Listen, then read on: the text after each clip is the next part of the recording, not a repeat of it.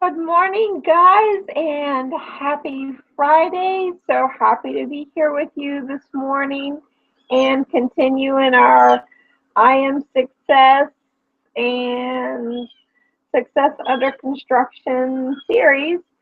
I want to apologize this morning because Donna is not going to be with us today. So sorry, but she will be back with us next week. And bright and sunshiny, smiling as usual. So we will be happy to have her back. Oh, what a beautiful morning! Birds are singing and chirping, and quite.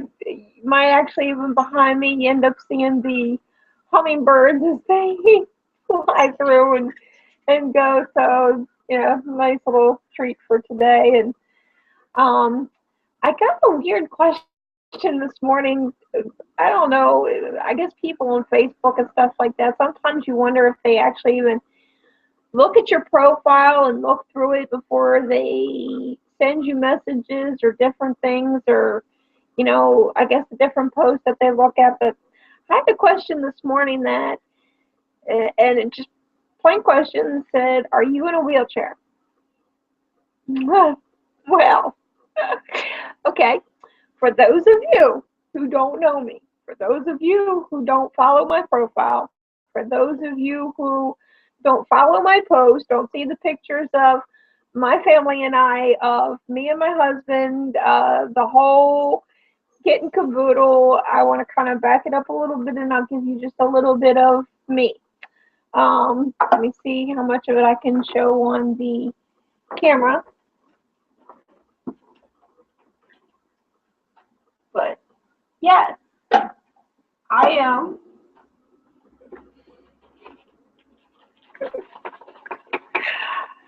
I am in a wheelchair. Um, I am a C5 quadriplegic. I broke my neck. Actually, it was 10 years ago, 4th of July, getting into an above ground pool. I was getting in on the ladder. My feet slipped out from underneath me. I hit my chin on the ladder, broke my neck, went under, and drowned. I am a C5 quadriplegic, which is one of the ones up in your neck. I had a teardrop fracture where the bone went off and into the spinal cord, and that was what created the damage. I am paralyzed from the collarbone down, and that's why if you'll notice when I do the different things that we're doing, my hands are curled up and everything. That is from the injury. I have minimal biceps, no triceps. Um, I am incomplete, so I do have some movement, some return. I spent 3 years in Miami, was almost 4 years in Florida. Um, Being able to live again, because when I first got hurt, I couldn't even roll over by myself. By the time I left Miami, I was driving, cooking, could transfer on my own, dress myself, everything was totally independent because I I went through some pretty intensive therapy, but that was so that I could live my life. That was so that I could live again. So, that was in my book, it was the hardest decision I ever made, but I had to. So we are going to get started this morning, and I hope that kind of helps and clears things. But I just thought that was kind of funny. So uh, jump right in. What your gift is not. Passion is a strong emotion associated with something you do. Passion is the emotion, but it is never the gift. Some people are not passionate about their gift because they have not yet given themselves the room to actually walk in it yet. I want you to have passion for your gift as you learn to acknowledge it and perfect it. But do not confuse the passion you have for something else as your gift.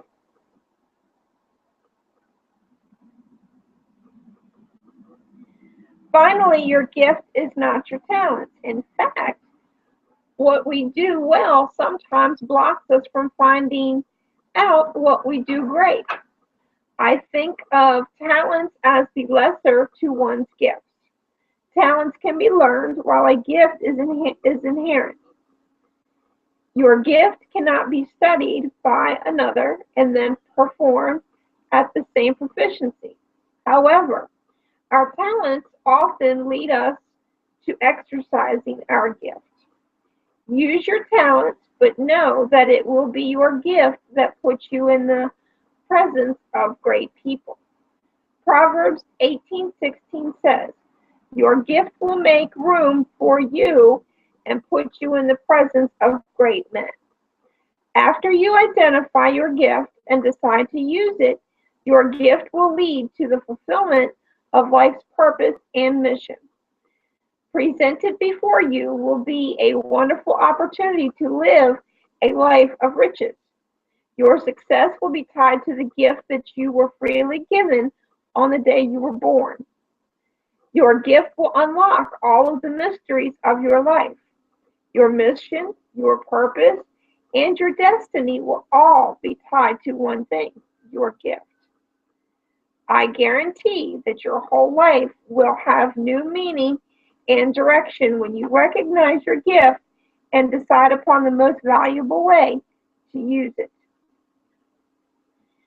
Take a minute to answer the following questions to help you identify your gift. Success actions. 1. What is the thing that you do at your absolute best with the least amount of effort? 2. What is the one gift that other people associate with you and why? 3. If you follow the advice of these other people, how have you utilized your gift? Wow, you have to turn around and, you know, it's because we do all have a gift and we do need to find our gifts and we need to section into to hear and they want to know, what is the one gift that other people associate with you. So it's interesting because you not only have to go by what you think your gift is or what you feel your gift might be. I mean, because remember, we're still trying to find our gifts, not necessarily all of us realizing what our gifts are. Some people do. Some people absolutely know what their gifts are right from the beginning. I know Donna and I have talked about it several mornings when she's here with us, and she has even said herself that, she doesn't, she's still not quite sure she knows what her gift is. So, but I know a lot of times, if you notice that other people that watch us, they see us and they see our gift and they will say it, but we don't necessarily recognize it. So that's pretty interesting that he's got those for your success actions as far as he's wanting to know, what is the one thing that that you do at your absolute best, and then wanting to know, what other people's perception is as far as what they think your gift is and why. And then, the part where if you follow the advice of those people, how have you utilized your gift? And it even kind of goes back to yesterday's reading a little bit, because remember yesterday he turned around and went into the fact that the gentleman that he worked for didn't see his gift and, told him that if he quit his job that he wasn't going to be hired back. So, it's quite interesting how, if he had to listen to him, or like his one friend told him he knew, that he had that gift.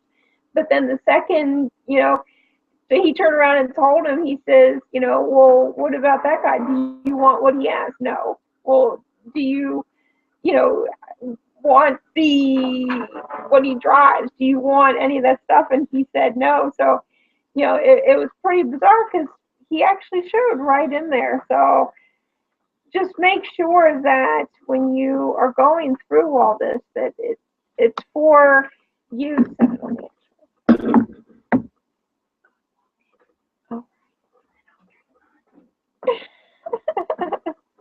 One of the wonderful parts of being from home, you can get deliveries from the kids. and the she gets ready to go for her little walk drops by. So, so I hope everybody has an amazing rest of your Friday. When we come back on Monday we will be starting off with chapter 6 and knowing your gift and putting it into the right vehicle. Which, wow, can't wait. Oh, and it starts off talking about Steve Jobs. It's kind of a little, just a, FYI, let you know. So that should be a really great chapter to jump into. I'm having so much fun with you guys on these early morning. I know for some of you it is early morning. Some of you it's late at night. Um, so I'm very happy to be here with you. I hope you guys get a little giggle every now and then. And absolutely love you guys for tuning in. And again, Donna will be back with us next week. And I hope you have a wonderful weekend. Love you guys.